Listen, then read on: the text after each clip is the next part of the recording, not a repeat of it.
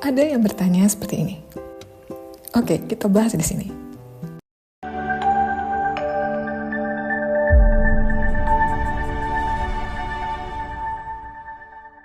Ini bukan karena kamu salah minum, tapi karena masalah asam urat memang tidak bisa dikontrol hanya dengan air rebusan daun salam dan serai saja. Lalu kenapa asam uratmu naik turun walau rutin minum rebusan? Alasan yang pertama, rebusan daun salam dan serai bukan obat utama. Memang punya efek diuretik dan antiinflamasi ringan, tapi tidak cukup kuat menurunkan kadar asam urat darah secara stabil. Jadi hasilnya kadang turun sedikit, lalu naik lagi saat makan tinggi purin, kelelahan, dehidrasi, stres, dan kurang tidur. Apakah betul rebusan daun bisa mengurangi peradangan? Betul. Tapi kalau dibilang menyembuhkan, tidak. Yang menyembuhkan adalah imunitas tubuh. Obat herbal itu hanya membantu mengatasi penyakit tersebut dan mengatasi peradangan dan mengurangi dampaknya.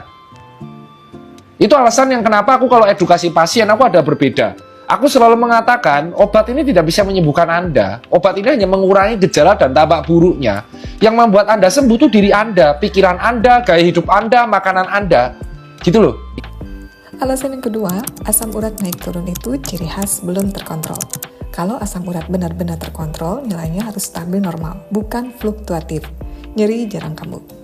Naik turun berarti produksi asam urat masih tinggi, atau pembuangan lewat ginjal belum optimal. Nah, asam urat ini normalnya biasanya pada laki-laki sekitar 3-7. Sedangkan pada perempuan antara 2-6. Kalau sudah lebih dari 7, 8, 9, ini sudah dikatakan sudah mulai meningkat asam uratnya. Alasan yang ketiga, makanan tersembunyi sering jadi penyebab. Banyak orang merasa sudah jaga makan, tapi lupa ini. Gorengan, kaldu instan atau micin, jeroan walau jarang, seafood seperti udang, cumi, kerang, daging merah berlebihan, teh manis atau minuman manis, kopi berlebihan, dan kurang minum air putih. Bahkan kurang minum saja bisa bikin asam urat naik. Jadi asam urat itu penyebabnya ada dua. Yang pertama, yaitu kalau kita makan makanan yang banyak mengandung purin. Apa makanan yang banyak mengandung purin? Itu satu, jeroan-jeroan. Itu banyak sekali mengandung purin. Ada di daging, banyak makan daging berlebihan, bisa.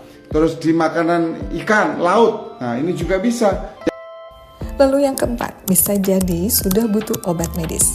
Kalau sudah lama, sering kambuh, nilai asam urat naik turun, pernah nyeri hebat atau bengkak. Biasanya rebusan saja tidak cukup. Perlu obat yang menurunkan produksi asam urat, misalnya allopurinol, atau meningkatkan pembuangan lewat ginjal. Obat ini tidak boleh asal minum, harus sesuai dosis dan kondisi ginjal ya.